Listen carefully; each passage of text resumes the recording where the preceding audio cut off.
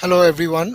Thank you for joining into this session of Scottish Summit 2021. I first want to thank the organizers for setting this up and making it free. 7 languages, hundreds of sessions. This is really an awesome job by the organizers. I also thank you for joining my session. Hope you are enjoying the summit. There are other sessions and a couple of good speakers, bunch of fabulous speakers. So check this out. And so let's move on. Um,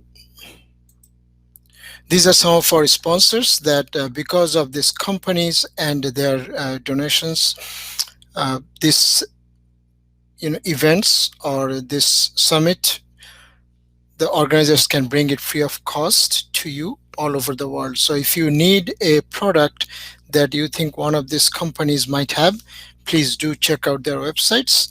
I'm sure they will appreciate that. I'm really going to skip this. You can search me if you want to know more about me with SQL Worldwide, and you should be able to get more info about me. I'm going to skip that, but I want you to take a note of my email address and my Twitter handle because our time is very limited. It's 45 minutes. In case if you do not get to ask me a question that you want to, or later on when you download the slide or code or you watch the video, if you have a question, comment, you can reach out to me either via Twitter, LinkedIn, my email address also on my blog. There is a contact page. You can go there and use that.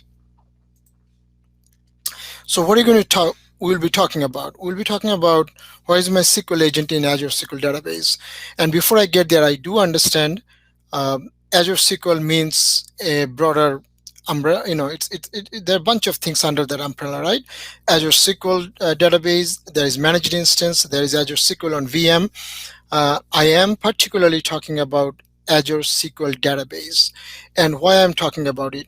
Even though you are moving your database to Azure to cloud as a Azure SQL database, you still have bunch of things that you've been doing for a while on your on-premise database.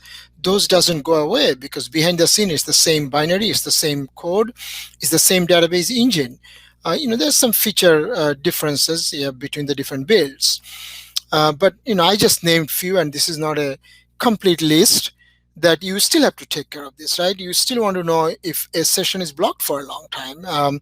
You still want to collect different information from DMVs, aggregate those and save it, so you have a baseline you can compare when you have issue. You still want to monitor the size so you know when to scale up, when to scale down. And I'm not going to read all this. So how do you do this, right? As you might already know if you're attending this session, that Azure SQL Database doesn't have an agent that we are all used to long time, use a SQL Server agent and do all these maintenance tasks. Some of you, if you do not know by chance, you might have noticed that I did not put backup because backup is something that we use SQL Server agent extensively in many shops. I use it all the time. The reason I didn't put it with Azure SQL Database, you do not have to take a backup by yourself. Microsoft takes care of it. There are two different kinds. One is point in time and one is a long-term retention. Go and look it up. And if you want to know more, please reach out to me and I can help with that. Now, this is just trying to give you an idea that, what we'll be talking about. So there are some solutions still you can use from on-prem to do maintenance against your Azure SQL database. And why did I put that? Including myself, many people that I talk to, people still have some of the resources on-prem. Most people are in a hybrid mode, right? There are a couple of things on-prem, couple of things in Azure. They are still either evaluating, they're moving there slowly. Not very few shops today I see that they're 100% into the cloud. So if you still have SQL Server on-premise, if you still have Windows host on-premise as a data center, you can use those resources to control your resources in the cloud. I just want to mention it and I'll show you a couple of things in the demo. So here I put a couple of examples. So what do I mean by on-premises? What can you do? So you can have a link server from an on-premises SQL Server pointing to an Azure SQL Database, and using that link server, you can set up jobs. You can run PowerShell function from on-premise.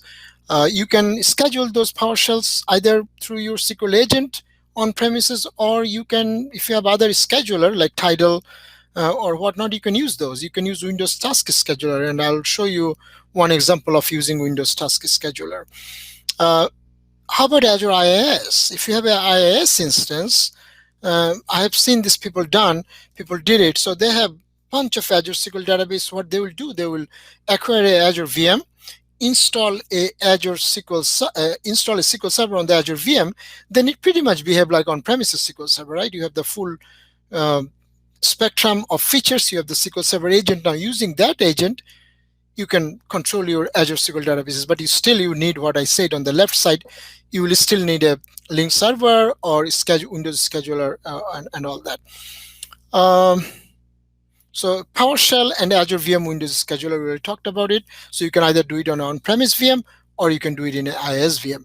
Now, if some of you say, no, I do not have anything on-prem, I do not want to, spin up IaaS. Even like in my case at my workplace, IaaS is our last option. Our first choice is SaaS. If we cannot find, it's a PaaS. And then if we cannot do this, then we ask people to go with IaaS. So if you do not say, I do not have anything, what can I do? You can still use Azure Automation that has runbook. You can use Azure Function. You can use Elastic Job Agents, web jobs. So in my demo scripts, I don't know how much you'll get through this. This talk is about 75 minutes. I recorded one for 45 minutes. You should be able to see it later on based on the questions, feedback. If I don't get through everything, but I have examples and demo code for you to practice Azure Automation, Azure Function, and Elastic Job Agent. I personally do not use web jobs, but I have seen people doing it. I read blog posts, so I just want to mention this.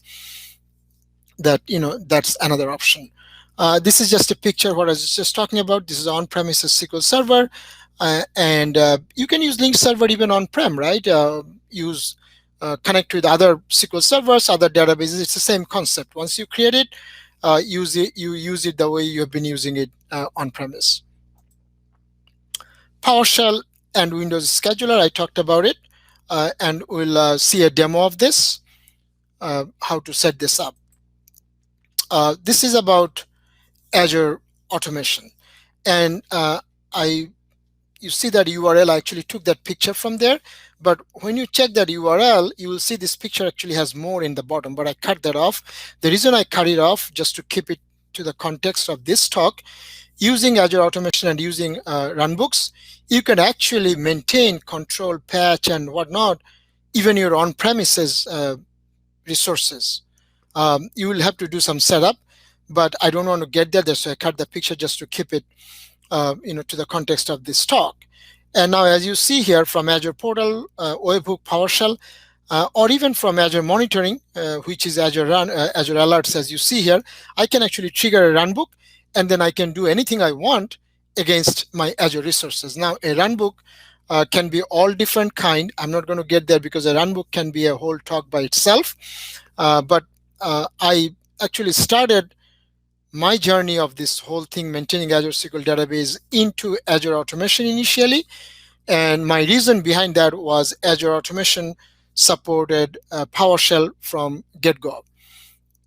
One caveat here, I'll tell you, and if we get to demo, I'll show you, you lose the precise control of running a job. What do you mean by that? I submit a runbook, or a runbook get triggered by automation, whether webhook, PowerShell, alert, whatnot. The runbook doesn't go and run immediately. It goes to a queue. As soon as the compute is available, start running. So I just want to mention that if you need a job, a SQL agent job to run, and on-premise, you can schedule it hour, minute, second, right to the dot. Here you lose that precision. So I want to mention that if you need that precision, this is probably not a good good place. So this is a video how to get started with Azure Automation. I put it here with a URL. If you go to Azure Friday, every Friday they release a video, maximum about 15 minutes, pretty good to get an overview of a new concept or an old concept that you are not aware of. So I just want to mention that. And then the next one is Azure Function. And this is an old slide. I still want to keep that and talk about it a little bit. So when Azure Function came and I saw it, I did not like it in comparison to Azure Automation. Why? It had a lot of restriction. As you see these bullet points, the max runtime was only 10 minutes, and PowerShell was not allowed at the beginning, which I did not like because even on all my scripts, all the maintenance where I work, they are all pretty much PowerShell based. So it's easy to loop through.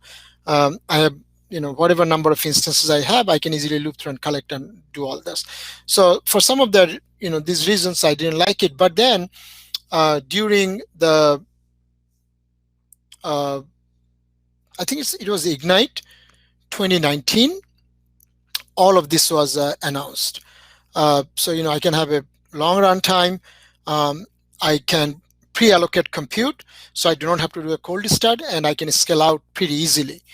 And the PowerShell when the GA, which was a big deal for me. Also, the dependencies are maintained automatically. What I mean by that, right? If I need a PowerShell module, if I need DBA Tools module, as long as I mention it at the top, it will download by itself. I do not have to maintain this in any place. Also, when the new version come, it will automatically download, and I do not have to maintain it.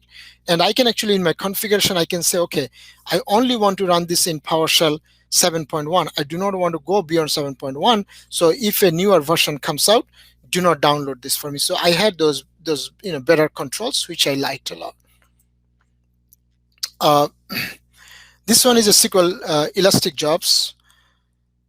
One thing I want to mention here, that this is still in preview, and this has been in preview for a while. I've been monitoring this space, so I do not have any scoop, NDA info or anything where Microsoft wants to take this. But if you are looking into this, if you are going to implement this, I want to mention that this is still in preview. Now, this is the closest look and feel that you can get what we are used to today on-premise with MSDB. One caveat again, this does not support PowerShell as of today. So if you are happy with just using T-SQL, this is pretty good. So this is an overview. You will need a job agent. And what I mean by that, you need to assign a Azure SQL database, which will create all your into the database. It doesn't have to be dedicated, but I think it will be not a wise decision to use another user database that supports business to use for this purpose, because as soon as you turn that on, it does create bunch of tables, views, and stored procedures that are all related to SQL Agent jobs. And I'll show you a picture of that, and when I go to demo, I'll show you that. And then you can also have your output written to another database or on the same database. You just have to say my output database is same as my job database. So these are all your metadata, your jobs, your targets, your job definition, your schedules, all is this gets saved here. Then you set up your target. Now, I have other slides about the target. This is some of the security stuff that you need to set up, because whatever account is going to run these jobs, those has to have the correct privilege to go to your target and do whatever you are asking it to do, right? If it's just saying I want to collect the information, you just need read only. If you want them to modify, update stats, do other stuff, right? Then you will need to give that proper permission. And I have those code, I'll show you those. And these are a couple of examples of how your target group can be set up. So it can be a individual Azure SQL database, it can be a group of database, it can be a server, individual server, bunch of server, I can exclude server, it can be elastic pool and whatnot. And I put a URL at the bottom. If you go there, you can read more about those. These are the things or the system objects that I was talking about. So as soon as you turn on your SQL Agent job and you point a Azure SQL database as your target, all of these is going to create it. So I'm sure many of you, if you're working with SQL Server, doesn't matter what version or this, you probably saw this, some of the store procs. The schema name might not be same on premises versions, like sp add job, sp delete job, start job, stop job, right? Very familiar to us. So they all get created. So behind the scene is the same code base what we see in the MSDB. Okay, so I know I've been talking faster because I want to save some time for the demo. So we'll move to demo. Some of the tools that if you want to rerun my scripts that we are running is called Azure Data Studio. This is a multi-platform tool to manage databases, and you can do other stuff like source control, connect to your cloud. I know 1.26 is out, but I'm actually using 1.25.3 purposely because 1.26 had a bug. I just filed it 2 days ago, and then it's going to fix in 1.27 in the insider version. It's already fixed. That's why I did not update, but I'm well aware that 1.26 is out. I'm using SQL 2019 CU9 and PowerShell 7 dot whatever is out. I always keep it up to date. Before I go to demo, in case if we run out of time, no, actually I'm going to skip this. So let me bring up my demo slides, demo thing, and this will be a good time to ask questions. I'm sure, I don't think so you can ask me question directly. I think you have to put it in the chat if I understand. So if you have a question, please put in the chat. I'm watching it because this will be a good segue and answer any questions that anyone has, because that's the only reason I decided to do this live, so I can interact with the attendees and answer their questions. So I'm watching the chat. I'm not going to stop. If I do not see anything, I'm just going to move on, and I'll try to save a few minutes at the end in case if anyone has any question. Okay, so this is a notebook. Now, some of you might not be familiar with notebooks. I'm using Azure Data Studio, as I said. The advantage of a notebook that I can have my comments with different font and style, and then I can have my code, and then I can also save the result of the code, of the code that I ran. So before all of you came online, I already ran of this, because as you see in my comment at the top, this script has a lot of setup, but I'll show you what I set up. It takes between 40 to 50 minutes. We don't have the time, so I ran all this pretty much and I'm not going to read this, I'll be honest with you, because I put enough comments. You should be able to follow it, and in the interest of time, but I'll show you what this did in the portal.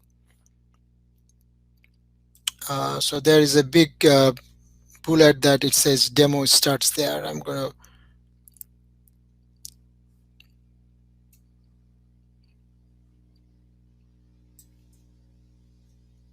okay, demo starts here, right? So you can see that. So just so you don't feel like I don't want you to feel like you are in the dark. So running those scripts, as you saw there, I showed you, all of these things got created. So if you're new to Azure, this might be a little bit overwhelming, but I'll try to give you a brief rundown. What did we create? We created Azure SQL Server. I believe we created 2 of this.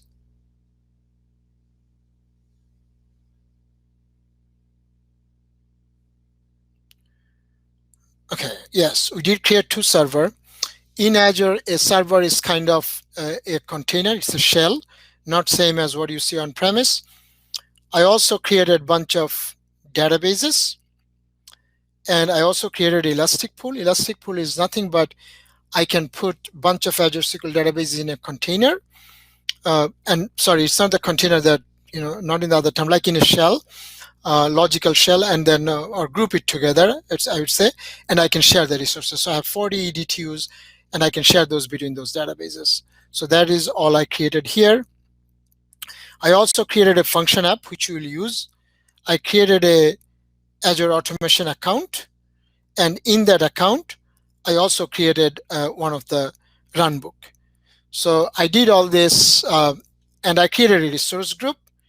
So anytime you are practicing in cloud, I would highly suggest you put everything in a resource group because the cleanup is easy. So once I'm done with the demo, as you can see, I get $300 every month, and this is nothing to do with my company. I will delete the resource group, and everything else is going to get deleted. So I do not have to go and delete all those one by one, right? So let's move on. So the first one, you're going to use a link server. I talked about how I can control resources from on-premise to cloud. So as you can see here, I'm connected to my local instance as a named instance SQL Server 2019. This is running in my laptop that I'm using to do this presentation. So first, what I'm going to do, I'm going to create a table here, and I'm going to collect the database sizes from the cloud. And don't worry about what I'm collecting, right? That's not the point of this talk. I'm just collecting database size, nothing fancy, not very exciting, but you can replace that code with anything you want to collect, right? So I'm just creating a table for a holding place to collect those information from the cloud and save it so I can go and take a look. So as I said in the notebook, you also see the output of this. Now I'm creating a linked server from my on-premise SQL Server pointing to the cloud. As you can see, this is my password. But if you look at my server name, this is a server that I created in the cloud. If we go here, we should be able to see that name of that server. I just want to make sure that I show you. So UG demo target server, right? It says it's a SQL server. And then I also have to give it a database. So I'm connecting to the to AdventureWorks. So it's done. And now I'm saying insert into my local database schema table, but I'm collecting this info using this link server, and I'm running this tsql statement. So now if you think that collecting the size info is not that cool, replace this tsql with anything you want. Maintenance, collection, whatever you want to do. So I'm done with, after I run this, as you can see, we got 3 rows. Let's look at the result.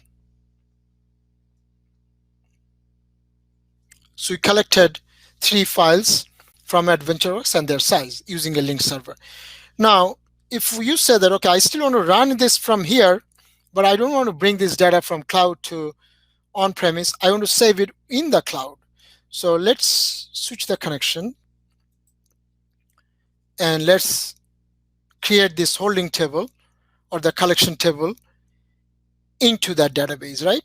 So I'm connecting to the UG demo target server, and I'm going to create this into the AdventureWorks database.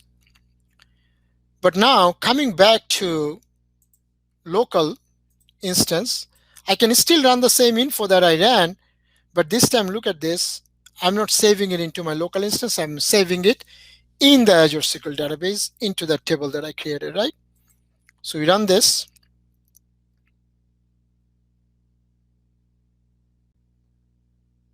Okay. Azure Adventure doesn't contain AdventureWorks. The table either doesn't exist. So that means when I ran this, I probably did not run it in the right place. So let me do that again. Oh, okay. I see what's going on now.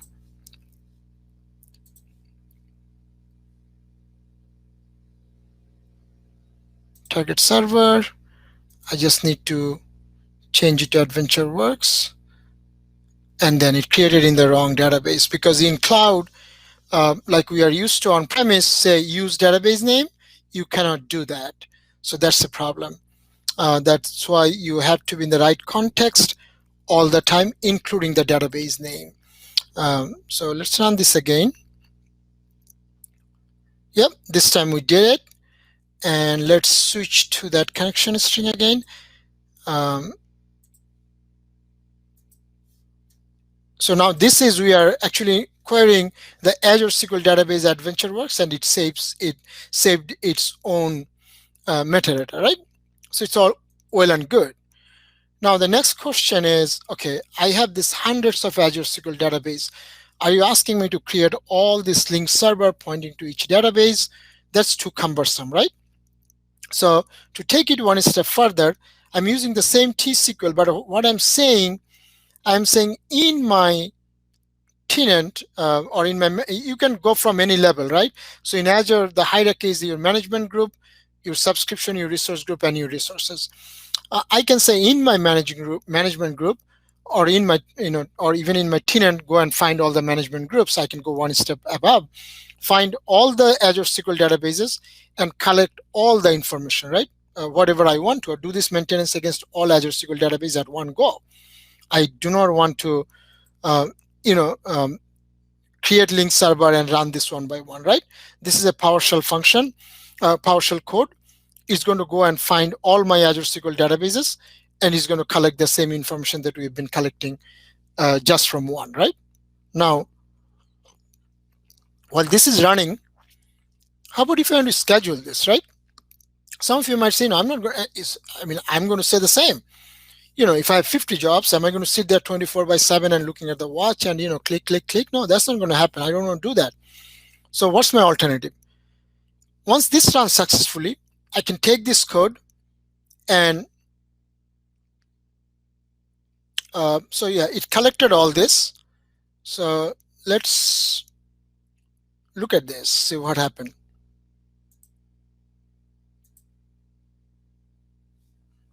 As you can see now, before we only had 3 rows. Now we have all this. So it went and collect from everyone, right? Now I don't want to do this manually, right? I mean, we DBAs, we don't want to do our manual work. Set it up once, test it. If it works, don't touch it, right? Let it does it. Let it do the work when even I'm sleeping. Now, how can I do that? I said few things. If you have a third-party scheduler like Tidal we use at my company, you can go and use that. Or I can even do it from a Windows scheduler. So let me show that. So I'm going to call the same code um, from a Windows scheduler, and I can schedule it just for a demo. As you can see here, I say run this every day at 11 a.m. So let me show you what it does before I run this. I'm saying call PowerShell exe, but I'm also pointing it to a PowerShell code. Right? Same PowerShell code. Sorry, cancel. I don't want to, but enable it. And I can just run this. Now, if we go back, just to prove my point, as you can see here, it's 5:26 p.m. That's the UTC. Once that's done, we'll run it again. You should see some newer times, right? I mean, even though I'm collecting the same thing, I should be able to see it. So it still is running phase. Let's go there and see. Oh, sorry. Okay.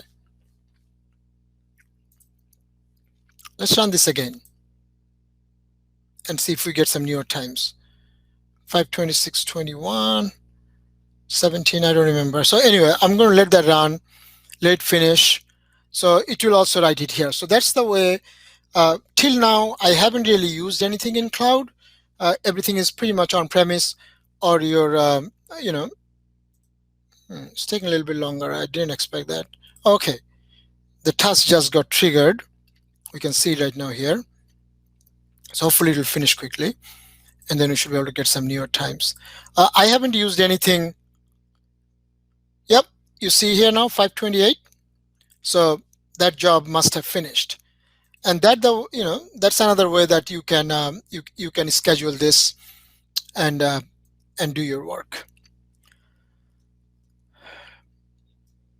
I also put a XML file. If you want to take the definition of the job that I schedule, you probably have to change a few things like where is your script, your password, and all that. But you can actually create a job in your Windows scheduler, and then you can test it by yourself. So I put this this whole XML, just so you can practice. Next, let's talk about Azure Automation. So normally I would run this in front of you, but this time I actually ran it before. As you can see the output here, because we this is a shorter session than normally I do, so I wanted to save some time. But I'll show you here a little bit more details what it did. So Azure Automation is also a very, very good tool. It's a service totally different or totally separate than Azure SQL Database. This has nothing to do with Azure SQL Database. It's a totally different service. It can do a bunch of things. Like as I said before, it can be a talk by itself. But the heart of Azure Automation is a runbook. And again, I said you can have different kind of runbook. My one is called a PowerShell workflow runbook. If you have a huge task that if you want to save a state, like it's doing bunch of things, and if it fails, you want to start from where it failed. You want to save that state. You need a workflow runbook than a regular runbook. You can also do it through GUI. Like if you know what is SSIS, you could drag and drop stuff, and then you can change the code there. You can do something like this here, but we really do not have much time here, so I'm not going to get there. So you can actually start writing your code here. You can test it, you can save it, you can schedule it all from the portal if you want to, or you can do it from PowerShell and other ways, as you saw, or Azure CLI. As you saw, I did it from PowerShell. Also another thing, browse gallery. So if you need something, very seldom I start from scratch. I will go and search something. In fact, the one I'm showing you today, I actually got it from the gallery. I changed a few things, but make sure you test it before you put it in production. So the gallery has bunch of run books created, and Microsoft is okay for us, and a couple of other people contributed for you to take those, run as is, modify whatever you need, right? So let's open this.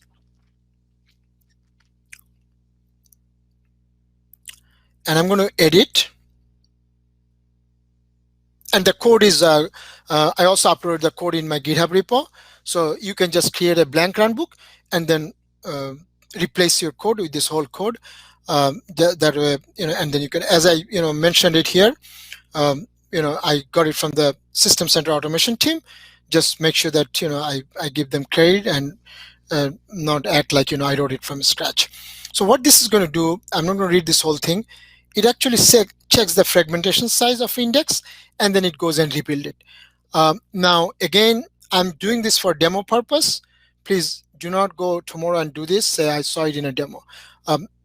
You decide what you need. I'm just doing this for demo purpose. I'm not saying if your indexes are fragmented by 20%, go and rebuild it. Right? There's a lot of strong opinion about even if we should do index maintenance anymore. We should definitely do updated stats, but there are data professionals that have a strong opinion. I'm not going to get there. It's people's personal opinion. They should just do whatever is appropriate for their company. So in order to test this, what I did, I also wrote some code here. We are connected to Azure SQL Database test runbook DB, right? So let me, I think it's called Windows Shift R. It's okay, hide the result. It's very simple. I'm creating a table, creating a cluster index, inserting 10,000 record, right? And we are doing this against Azure SQL Database test runbook DB. Once we are done with this, I'm going to do update.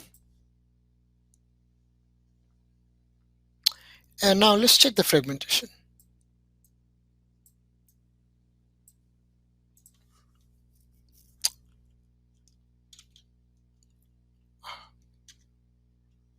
This is not as friendly as SSMS.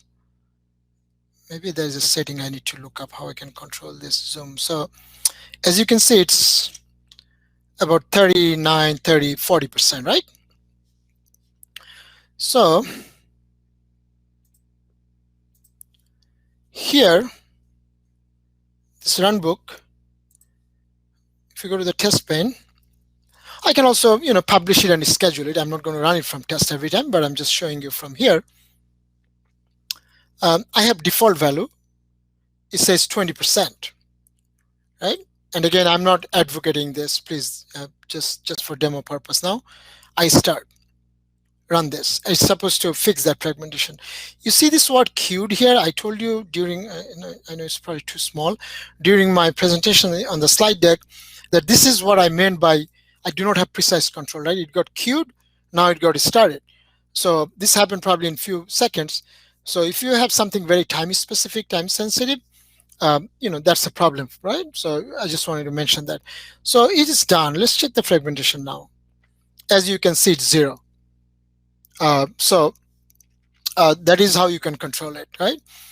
Or you can do maintenance using Azure Automation. Let's go see what else we have.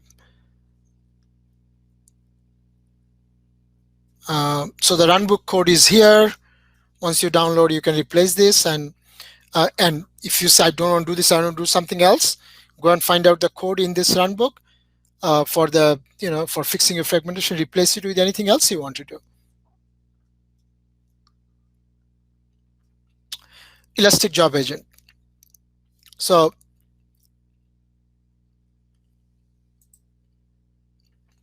I actually ran this code up to here, up to line 90 to save time, because these are all setting up your security to do this. Now, if I go to the job server, right, I just want to show you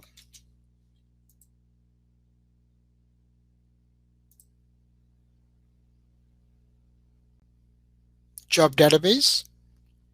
You remember some of the tables that I was talking about, jobs, job step, and if you go to programmability, store proc, these all got created. So how did this get created, right?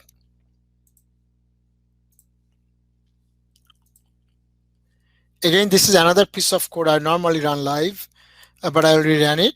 So I said turn on Elastic Agent job. I gave it a server name. I also gave it a database name, right? I name it job database, but it can be anything you want. So that's how those things got created. So now I'm going to create a target group, and I have to be in the context of the right database, right server and database every time I want to do something, because here I cannot say use DB or use database that we are used to on premise. So I have to be in job server with the job database, because all the metadata go into the job database. So here I'm just giving it a group name. I'm not doing anything else. Okay, I have to lower this so I don't have to hide this every time. And now I'm adding a member to this group. And in this case, I'm saying my member is a SQL Server, or target type is a SQL Server, means all the database into that server will get action when I run a job, right? The job is going to target all those databases, and we'll look at that. So I can look at, what is inside my target group, right? This is a target group. This is a GUID, but, this is details about my target group. How you can exclude a database from the target group if you have to. I put this code here. I'm not going to run it right now because, I might have, because of Azure SQL Server, you also give you a master database. So if you say, no, I do not want to run it against master, I just want to run it against user databases, you can go and exclude this. This time I'm adding a job. I'm actually right now not doing anything really with the job definition, just a name and a description, right? Nothing else is there. I'm pressing Windows Shift R to hide that result pane, just so I get some more real estate. Now I'm adding a job step, and here I have the same collection size. Oh no, sorry. I take it back. I'm actually collecting information from this DMDB resources stats DMV. This collects a lot of matrices of your Azure SQL database every 15 seconds and keep it for about an hour. So if you say no, 1 hour is too less for me, I want to keep it for longer time, you can go and collect it at a frequent interval, and you can aggregate based on whatever you need. So I'm creating my job definition, and I can look at my jobs. I can look at my job steps. I can look at a bunch of things about my jobs, right? I put some of these queries, they will all read from the metadata that I showed you from those tables and views.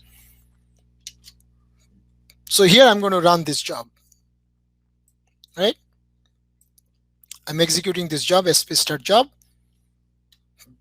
sorry, and now the job is running. I can go and see the status of my job, right? Is it running? Is it failed, pass, success, whatnot?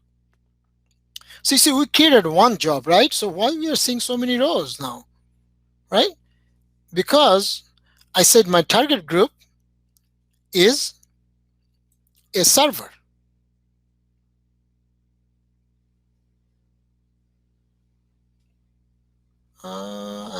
Yeah, as you can see here, it went and ran um, against the all the databases in that server. So it all succeeded, right? So here's the result. The result in, as I told you, my output was DBA warehouse. So I need to go here, change the context, and I can see the result of all that collection. So we have 5 minutes. If I see a question on the chat, I will answer that. I'm not going to go any further. But if I do not see it, I'm going to go for another 2 minutes. So please, please, please, if you have questions, put it in the chat. I'm watching it, then I'll stop the demo and I'd rather answer your question.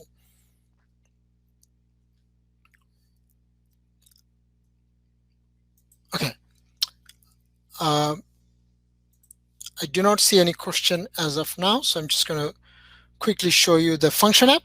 So in the function app, again, there's a lot of setting. I put a lot of URL. Go and read about it, especially the security, how you manage security and access to your SQL servers. At the heart of this, like on the Azure Automation was a runbook, here is the function. You write functions and you can write it in different languages, and there are different function type, and you can schedule and do all those, right? So we have a function. It does pretty much, I named it SC 2021, is Scottish Summit 2021. It does pretty much same thing that my automation account was doing, or the runbook was doing. It will fix the fragmentation. So let's go back to that. Create another update. Checks the fragmentation. It's 98% fragmented, almost 99%, right? And I'm going to kick off this function. We don't have time to like go through the whole thing. It's actually going to go and pretty much do the same thing that the runbook was doing. It should go and fix the fragmentation. I already ran it before one time because first time you run this, it get all the dependencies and all that. So as you can see now, the fragmentation is 0. So that's pretty much. I know I went pretty quick. In the interest of time, we just have 2 more minutes, and I'll definitely finish in 2 minutes. So these are some of the stuff I talked about: multiple options, hybrid model, multiple language. You know your limitations, know how much you have to scale, be flexible. Sometimes one solution might not do everything. In that case, you might do some stuff with one, do the other things by another one. These are some of the resources. If you want to go into more details, go and read about it. My contacts again. If you have any question, comments later on, you are practicing, you get stuck, reach out to me. If I don't know, I'll find the answer for you. I'll get back to you. And I want to thank you, again for watching this, attending this, and I wish you good luck and with the rest of the summit. I hope you enjoy. Thanks.